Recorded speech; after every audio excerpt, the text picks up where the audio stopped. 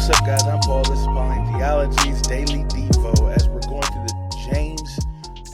the book of James, chapter 3. We are on chapter 3 now, and we're going to be going through verses 1 and 2. So if you haven't read it yet, go ahead and stop the tape, read, come back, and we'll discuss the questions. If you have, we'll just go ahead and jump into it, okay? So what is James saying here? He's saying you probably shouldn't be a teacher because it's a difficult task, and greater judgment is upon the one who teaches. So, and then it says, it goes into talking about a person who is able to always speak good. Then that person is a complete and whole man, able to do anything. So the first thing is about teachers, and then how does the teaching relate to the speaking? Well, I think that the obvious link is the fact that with teaching, a person has to speak. And so when he says that a person who can speak and doesn't fail in his speech, he says that person is someone who we should place as a teacher, because he has to bridle himself.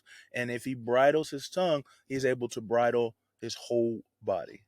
But then he also says that everybody fails in every way. So we know that's an impossible task, a task that probably cannot be done. And so what is the question then, or why is he saying that we shouldn't be teachers? Well, I think it's a stern warning to know the greater responsibility that is for teachers, because the tongue has a power, which we're going to start looking at later on in the next couple of episodes, but that the tongue has a power to do great and amazing good, but also do some irreparable damage. Irreparable damage. So we need to practice what we talked about earlier in the scriptures, where it says, be quick to listen, slow to speak. So what is this saying about God? That God holds teachers at a higher responsibility. And I think we can even take those implications further with other scriptures. But I'm not worried about the other scriptures right now. But I think the implication is that there are degrees of judgment that come upon people. And so that's clear here, because it says that a teacher has higher responsibility. And so God sees things with a perspective of degrees, which is important in the fact that we need to recognize that when we hold a greater knowledge, a greater understanding, then greater things are required for us. Okay?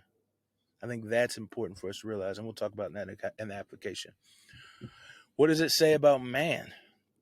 Well, it says that you need to watch what you say. And if you can watch what you say, you can do anything. But the implication is that you can't watch what you say. And we'll see that further. But if you can do anything, because the tongue is such an important piece of life and living, and how it hurts and helps. And so if we can tame that, then we can be amazing people for the Lord. So how can we apply these truths to our lives? Well, I think the first thing is that when we know something, that we respond to it. I think that's an important part. James actually finishes this chapter out by saying that. He says, if you know right and then you don't do it, to him it is a sin. And so that is a greater responsibility for us. As we know what to do, we need to do it. And so in the same way as we teach, I think that, or if you desire to teach, is that you make sure that you understand what you're doing, how you're doing it. You take the due diligence to study, because the power of speech is a powerful thing. I was reading in Peter, it says that when we speak as teachers, that we speak with the oracles of God, that we say the things that God says, the things that God desires for us to teach, not something that we want on ourselves, something that's on our own prerogative. And so that is an important thing that we need to learn from. And then second, I think, man, hey, watch your words. Words have power. And if we can watch our words, then we can do anything. And so the first step, I think, is just to mind your tongue. Watch what you have to say. And as you begin to speak life into people instead of death, then you will probably see that your attitude and your actions will have changed as well. Man, I appreciate you guys for listening.